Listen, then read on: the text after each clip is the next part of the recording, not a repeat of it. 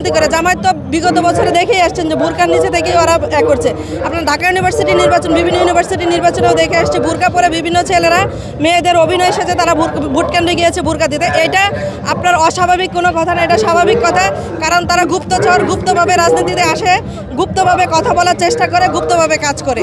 এটা জামায়াত ধারা আমরা আশা করতেই পারি। আসলে ওনারা যে নারীদেরকে টানছে তারা ম্যাক্সিমামই একদম গ্রামের কিছুই জানে না, তাদেরকে যে কোনো কিছু বুঝাইয়া নিয়ে আসতেছে। আমার মনে হয় তারা না বুঝে, অনেক মানুষ তো বুঝে না, আমরাও যে খুব ভালো বুঝি তাও বলবো না, তবে ওনারা একটু ধর্ম নিয়ে বিজনেস, ধর্ম নিয়ে পলিটিক্স করাটা আমাদের পছন্দ নয়। ধর্ম থাকবে ধর্মের জায়গায়।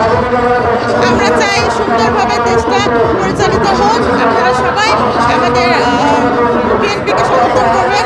অনেক ধন্যবাদ। পাগলে কিনা বলে ছাগলে কিনা খায়। নাসিরউদ্দিন পাটোয়ারিকে আমরা কখনোই কোনো রাজনৈতিক নেতা বা প্রার্থী হিসেবে গণনাই করি না। তার চেয়ে ভালো ছিল সেই রিক্সাওয়ালাকে যে মনোনয়ন দেওয়া হয়েছিল, ওর চেয়ে উত্তম নেতা ছিল ও রিক্সাওয়ালার সাথেও প্রতিদ্বন্দ্বিতা করে ভোটের রাজনীতিতে পারবে না। তাই নাসিরউদ্দিন পাটোয়ারিকে আমরা রাজনৈতিক নেতা বা প্রতিপক্ষ হিসেবে বিবেচনায় নিচ্ছি না।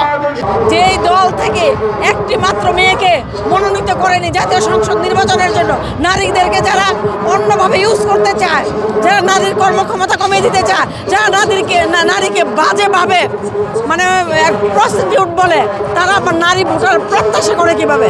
পাগল সে যে কোনো কথাই বলতে পারে। কোনো সুস্থ মস্তিষ্কের মানুষ কোনো সম্মানী ব্যক্তিকে নিয়ে মন্তব্য করার পূর্বে তাকে অনেকবার ভেবে চিন্তে কথা বলা উচিত। কিন্তু এই নাসিরউদ্দিন পাটোয়ারি এদেশের সর্বোচ্চ, বাংলাদেশের মানুষের সবচেয়ে গ্রহণযোগ্য, মানুষের আস্থা ভরসার যে মানুষটি জনাব তারেক রহমানকে নিয়েও মন্তব্য করতে চায়, যার বিবেক বাধা দেয় না, সে আসলে বাংলাদেশের জন্য, বাংলাদেশের মানুষের জন্য কখনো ভালো কিছু চিন্তা করে বলে আমরা মনে করি না। পায়ের নিচে মাটি শক্ত না, ঠিক আছে? তারা তো ষড়যন্ত্রের মাধ্যমে পর্দার অন্য দিক থেকে তারা ক্ষমতা আসতে চায়। তো বোরকা আসবে, তারা সিল বানাচ্ছে, তারা ব্যালট পেপার বানাচ্ছে, ষড়যন্ত্র তারা করছে। আমি দেশবাসীকে সজাগ থাকার জন্য আহ্বান জানাবো। বাংলাদেশের মানুষ 12 তারিখে ব্যালটের মাধ্যমে দিবে।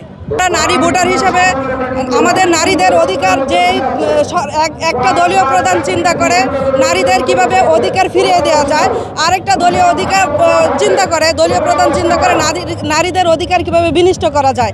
আমরা সেভাবে আমাদের অধিকার যে দল ফিরিয়ে দিবে, আমরা তার পক্ষেই কাজ করব।